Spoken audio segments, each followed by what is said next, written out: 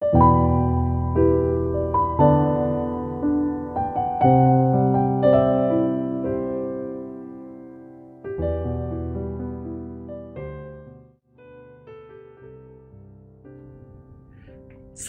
setia Gowori yang dikasihi Tuhan, Shalom. Hari ini adalah Selasa 8 Agustus 2023. Tanggal cantik, tanggal 8, bulan 8. Dan hari ini adalah hari spesial buat saya. Hari ini, hamba yang hina ini mengucap syukur atas rahmat tabisan yang ke-9.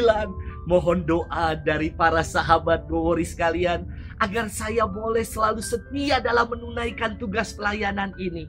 Karya Tuhan sungguh ajaib dan luar biasa. Kepada saya yang rapuh, lemah, dan penuh cacat celah ini, Allah mengaruniakan rahmat pelayanan gereja. Hari ini kita bersama-sama merayakan peringatan wajib Santo Dominikus, imam dan pendiri Ordo Pengkhotbah. Dominikus lahir di Spanyol 8 Agustus tahun 1170. Keluarganya sangat religius. Mamanya bernama Joanna, juga dinyatakan gereja sebagai beata. Dominikus punya 2 orang kakak bernama Manes dan Antonio. Dan keduanya telah terlebih dahulu menjadi imam. Pada usia 24 tahun, Dominikus memutuskan untuk masuk biara di Osma dan ditabiskan menjadi imam setelah menyelesaikan pendidikannya.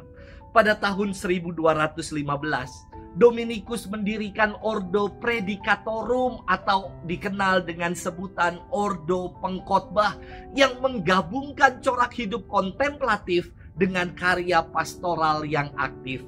Ordo ini ia dirikan atas keprihatinannya terhadap iman umat yang dirongrong oleh ajaran sesat Albigensianisme.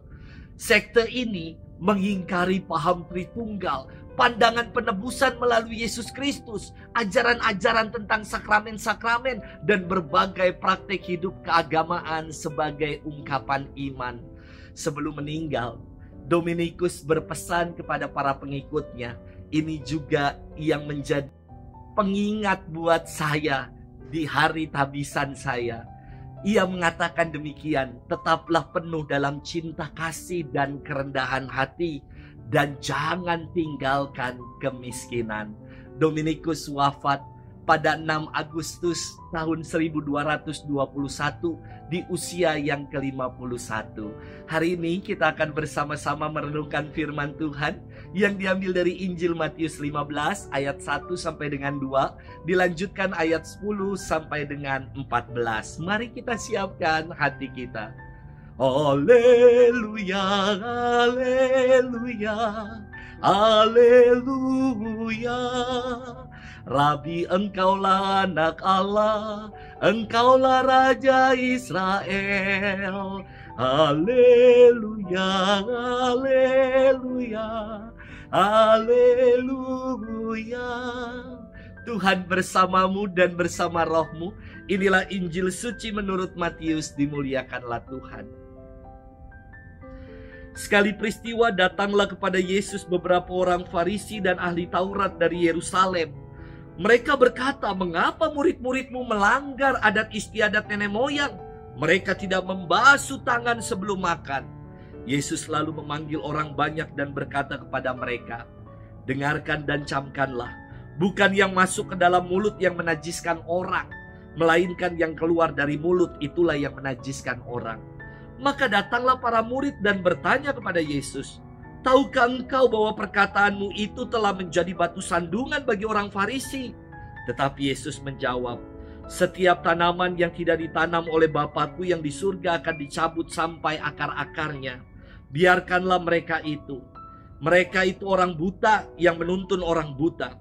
Jika orang buta menuntun orang buta, pasti keduanya jatuh ke dalam lubang. Demikianlah sabda Tuhan. Terpujilah Kristus. Sahabat setia Gowori yang dikasihi Tuhan, Shalom. Ada umat yang bertanya, perihal mengapa sih imam kok cuci tangan saat persembahan? Apakah maknanya seperti yang dibuat oleh Pontius Pilatus, yakni cuci tangan alias tidak bertanggung jawab atas darah Kristus yang dikorbankan? Tentu Bukan begitu maknanya. Tradisi mencuci tangan saat mempersembahkan kurban sudah ada sejak perjanjian lama. Tradisi itu oleh orang Yahudi disebut Netilat Yadayim. Umat Muslim menyebutnya wudhu. Makna mencuci tangan saat persembahan yang dilakukan imam adalah simbol pembasuhan diri, penyucian diri agar pantas dan layak mempersembahkan korban.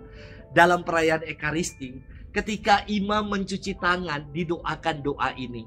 Ya Tuhan, sucikanlah aku dari segala dosaku dan bersihkanlah aku dari segala pelanggaranku.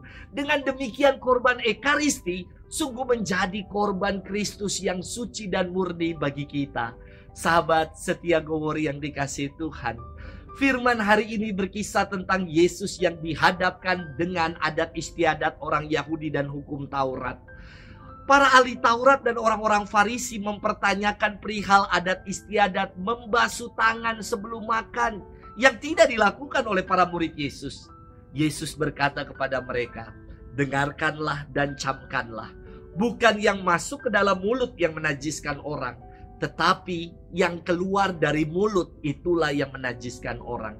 Sabda ini ingin menegaskan bahwa yang menjadikan orang bersih, orang tidak najis atau benar di hadapan Allah bukan karena ritual-ritual, bukan karena hal-hal lahiriah, adat istiadat macam cuci tangan.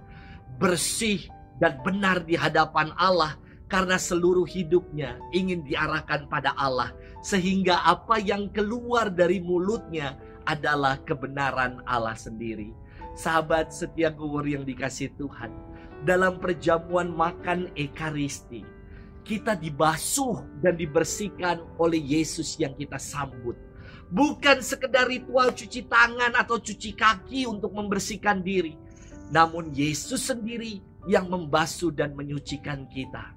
Maka setelah kita dibasuh dan disucikan dalam Ekaristi, apakah hidup kita telah mengalami transformasi? Apakah hidup kita ini telah mengalami perubahan yang semakin lebih baik? Semoga demikian.